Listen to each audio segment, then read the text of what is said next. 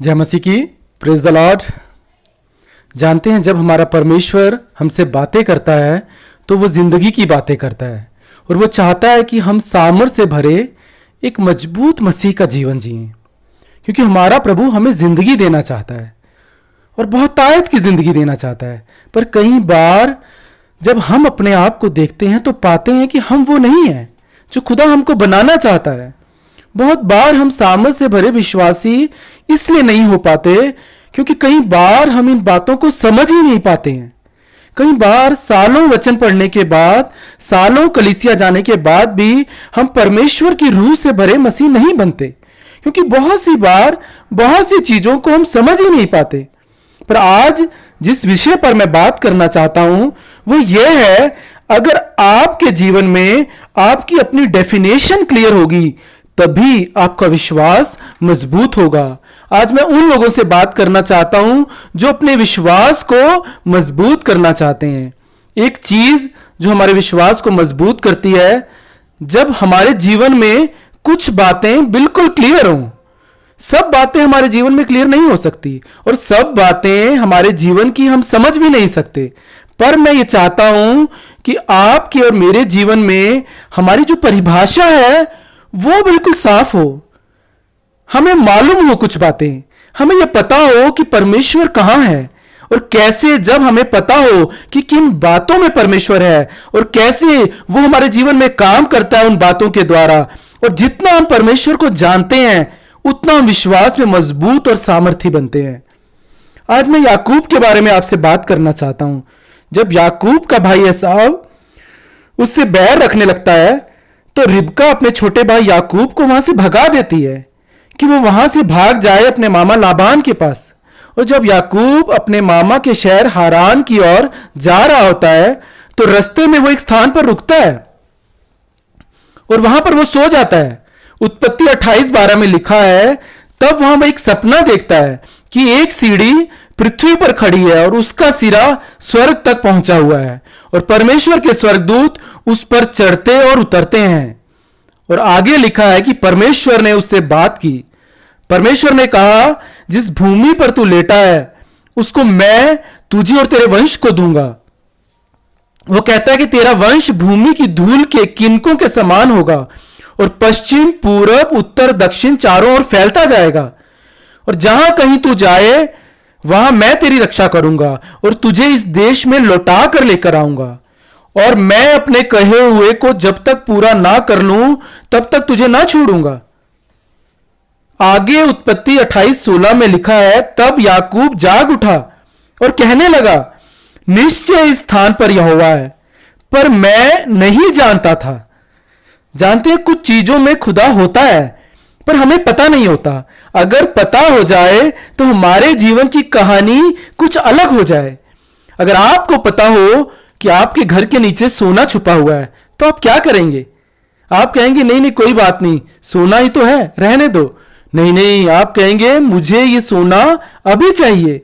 कुछ बातों में परमेश्वर है, ये बातें आपको पता होनी बहुत जरूरी है। जब आपको यह पता होगा कि इन बातों में परमेश्वर है, इन बातों में परमेश्वर की मर्जी है, तो अपने जीवन में आप उन बातों का आदर करेंगे। वो कहने लगा, निश्चय परमेश्वर यहां था पर मुझे मालूम नहीं था। कई बार सालों प्रभु में रहने के बाद, सालों एक मसीह जिंदगी जीने के बाद भी हमें यह मालूम नहीं होता कि किन बातों में परमेश्वर है, किन चीजों में परमेश्वर है, किन जगहों पर परमेश्वर है। कई साल प्रभु में बीत जाने के बाद भी हमें यह पता ही नहीं चला। यहां पर तो खुदा था, इन बातों में तो परमेश्वर था, इन जगहों में तो परमेश्वर था, और हमें यह दिख जाए कि यहां पर तो खुदा था तो हम ये समझ जाएं, यहां पर तो खुदा था, इन लोगों के साथ तो खुदा था, इन जगहों पर तो खुदा था, पर हमने इन्हें अपने जीवन में आने नहीं दिया। और जो बातें हमने चुनी, जो चीजें हमने चुनी, जो जगह हमने चुनी, वहां तो खुदा है ही नहीं। कई बार जानते समझते भी हमने बहुत सी बातों को अपने जीवन में आने दिया जहां परमेश्वर था ही नहीं, क्योंकि हमें अच्छी लगी, अपनी नजर से देखा, और हमें यह मालूम ही नहीं था कि वहां परमेश्वर है ही नहीं। जानते हैं, जब लूत अब्राम से अलग हुआ तो उसने क्या किया? वो इतने साल अब्राम के साथ रहा, पर वो ये बात नहीं समझ पाया कि खुदा तो अब्राहम के साथ है और मेरे लिए तो यहां आशीष है, उसे मालूम ही नहीं था। इसलिए लूत जब अब्राहम से अलग हुआ तो उसने अपना तंबू तराई में तो लगाया, पर किसके पास जाकर लगाया? बाइबल कहती है कि उसने अपना तंबू सदोम के निकट खड़ा किया, और सदोम के लोग यहोवा के लेखे में दुष्ट और पापी थे, पर लूत को मालूम नहीं था। जब आपको मालूम नहीं होता कि किस जगह पर परमेश्वर है और किस जगह पर परमेश्वर नहीं है, तो आप ऐसा ही करते हैं। लूत को अगर मालूम होता कि अब्राहम के साथ परमेश्वर है, मुझे इसे छोड़ना भला नहीं है, तो अपना तंबू अब्राहम के डेरे के थोड़ा पास भी लगा सकता था, पर उसे यह बात मालूम नहीं थी। और जब आपको यह साफ नहीं होता अपने जीवन में कि किन जगहों पर परमेश्वर है, किन जगहों पर परमेश्वर नहीं है, तो आप पर हमेशा बंधुआई में जाने का खतरा बना रहता है। जानते हैं, जब दूसरे राजाओं ने सदोम पर आक्रमण किया तो वहां से वो लूत को भी उसकी धन संपत्ति के साथ बंदी बनाकर ले गए, और वचन कहता है कि उसी अब्राहम ने उसे बंधुआई से छुड़ाया, पर उसके बाद भी वो सदोम के निकट ही बना रहा। और जब स्वर्गदूतों ने आकर लूत से कहा, उठ और अपनी पत्नी को लेकर यहां से निकल, वचन कहता है कि वो वहां से निकलने में विलंब करने लगा और स्वर्गदूतों को उसका हाथ पकड़कर उसे वहां से निकालना पड़ा। बाइबल में कहीं नहीं लिखा कि जब उसने अब्राहम को छोड़ा तो उसे छोड़ने में उसने कोई आनाकानी नहीं की, पर जब वो सदोम में रहने लगा तो उसे छोड़ने में वो विलंब करने लगा। जब आपको ये बात अपनी जिंदगी में क्लियर नहीं होती कि परमेश्वर किन जगहों पर है, तब आप पर हमेशा बुराई के साथ फंसने का खतरा बना रहता है, और आप खुद भी फिर कहते हो कि मैं कैसे छोड़ दूं, इतने सालों से मैं यहां पर हूं, इनकी तो मुझे आदत पड़ गई है।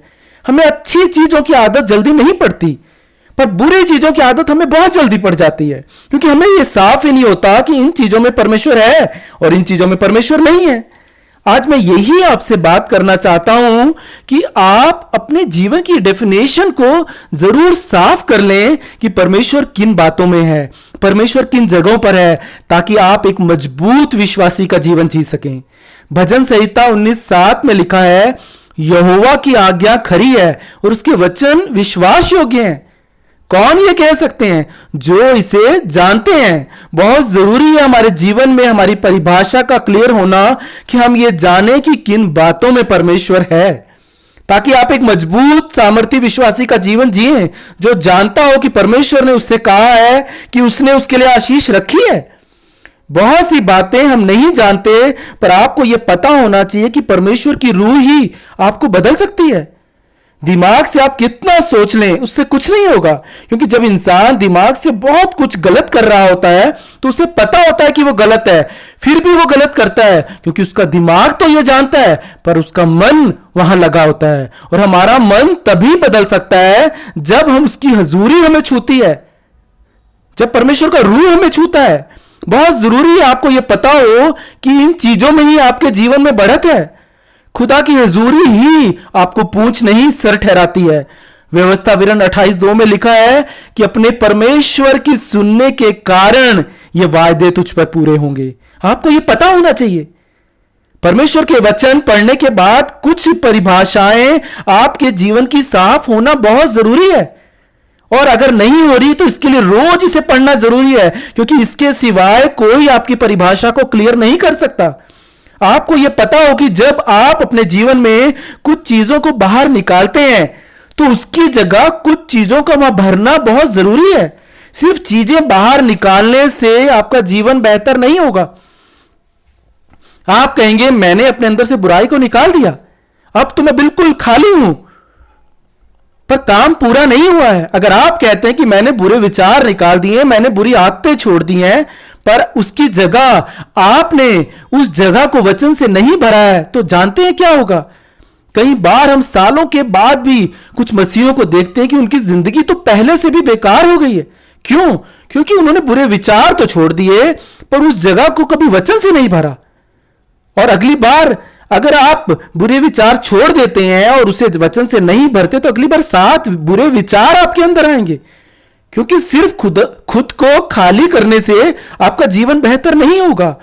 आपको उसे भरना होगा, क्योंकि वचन कहता है कि किसी के अंदर से अगर बदरूहें निकल जाएं और स्थान साफ करके छोड़ दिया जाए तो वहां पर 7 बदरूहें आने का खतरा है।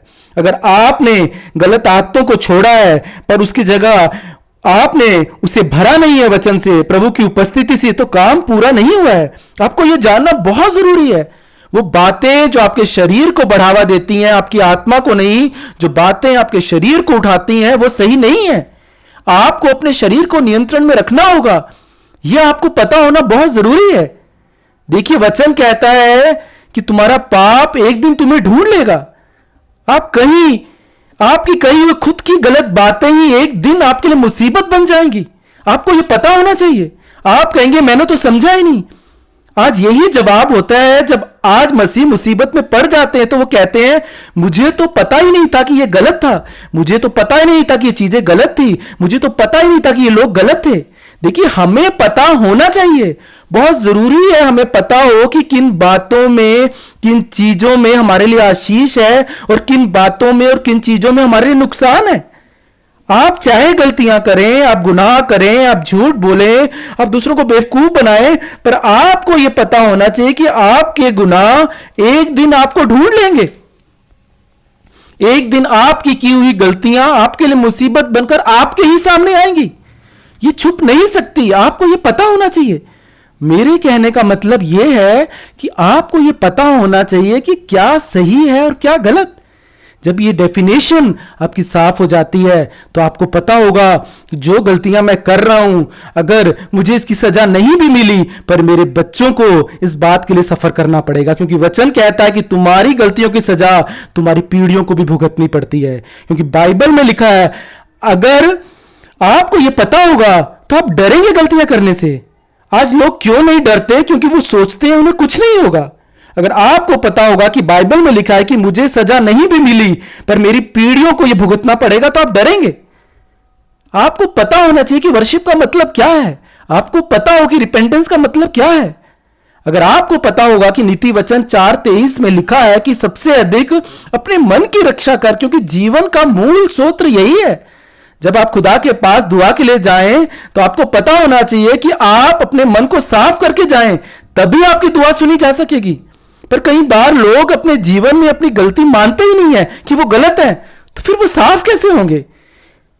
उसके सामने साफ होकर जाएं, तभी आप अभिषेक से भरेंगे। ऐसे मसीह बने जिसमें आत्मा बहता हो। उसकी रूह आप पर तभी काम करेगी जब आप अपने आप को उस खुदा के सामने हर दिन समर्पित करेंगे।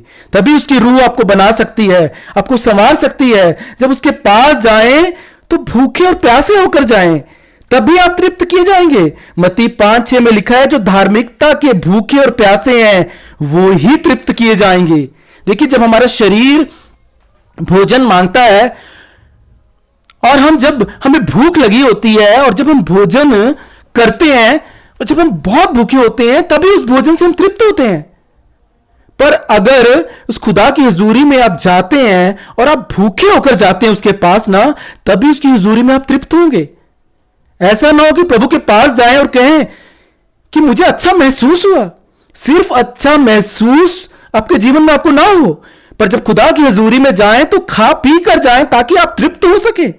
वचन को पढ़े तो ऐसे पढ़े कि ये मेरे लिए रोटी है। जानते कोई आपको शिफा नहीं दे सकता, कोई आपके गुनाहों से आपको आजाद नहीं कर सकता, कोई आपके श्रापों को आपके जीवन में तोड़ नहीं सकता। वो ताकत सिर्फ यीशु में है और आज वो इस वचन के रूप में आपके जीवन में मौजूद है। आपको ये पता होना चाहिए। सिर्फ यही कहना कि प्रभु के पास जाना, प्रभु के घर जाना मुझे अच्छा लगता है, कब तक सिर्फ अच्छा लगने के लिए परमेश्वर के पास जाएंगे? वो कहता है मेरे पास जब आओ तो मेरी सुनने के लिए मेरे पास आओ। उसके पास सिर्फ अच्छा लगता है इसलिए मत जाएं। उसके पास जाएं तो भूखे और प्यासे बनकर जाएं ताकि आप तृप्त हो सकें। उसके पास जाएं तो रोटी के लिए जाएं, बार बार जाएं। अभी मेरी भूख नहीं मिटी, अभी मेरी प्यास नहीं बुझी, बार बार जाएं अपनी भूख मिटाने के लिए, अपनी प्यास बुझाने के लिए, सिर्फ अच्छे एहसास के लिए। आपको अच्छा फील हो रहा है इसलिए प्रभु के पास मत जाएं।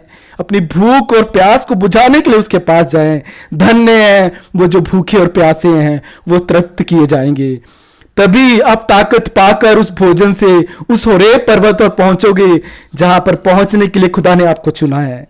अगर आप अपने जीवन में उस होरेब पर्वत पर पहुंचना चाहते हो तो आपको मालूम होना बहुत जरूरी है कि किस जगह पर परमेश्वर है, किन बातों में परमेश्वर है। ये आपकी परिभाषा, आपकी जो परिभाषा है आज क्लियर हो जाए, ताकि आप एक मजबूत विश्वास रखने वाले विश्वासी बने।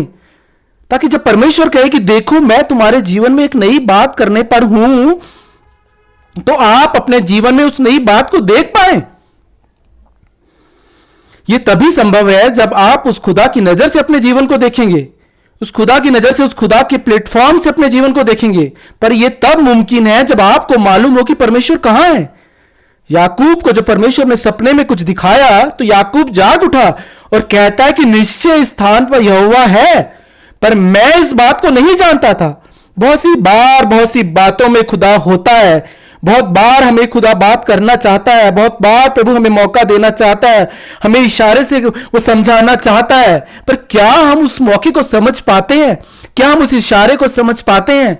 आज मेरी ये दुआ है कि परमेश्वर आज आपकी आंखों के धुंधलेपन को साफ कर दे, कि आप समझ जाए अपने जीवन की कि किन बातों में परमेश्वर है, किन जगहों पर परमेश्वर है, ताकि आप उन बातों का आदर करना सीखें अपने जीवन में, उसकी हजूरी का आदर करना सीखें अपने जीवन में। जानते हैं, सिर्फ परमेश्वर के प्रॉमिसेस के लिए, उसके वायदों के लिए, सिर्फ उसके वायदों में, उसके प्रॉमिसेस में आनंद मत मनाएं, उसकी प्रेजेंस में आनंद मनाएं। आज हमारी समस्या क्या है कि हम उसके वायदों को तो पाना चाहते हैं, पर उसकी उपस्थिति में नहीं जाना चाहते। क्योंकि अगर उसकी हजूरी का हम आदर करेंगे, अगर उसकी हजूरी में हम आनंद मनाएंगे, तो वो अपने वायदों को आपके जीवन में पूरा करेगा। उसकी उपस्थिति को आदर दें, सिर्फ उसके वायदों पर आनंद मत मनाएं, क्योंकि वो कहता है कि मेरी सुनने से ये वायदे तुम्हारे जीवन में पूरे होंगे। जब आप उसकी उपस्थिति को आदर देंगे तो निश्चय ही वो अपने वायदों को आपके जीवन में पूरा करेगा। परमेश्वर इन वचनों पर अपनी बरकत और आशीष दे। आमीन।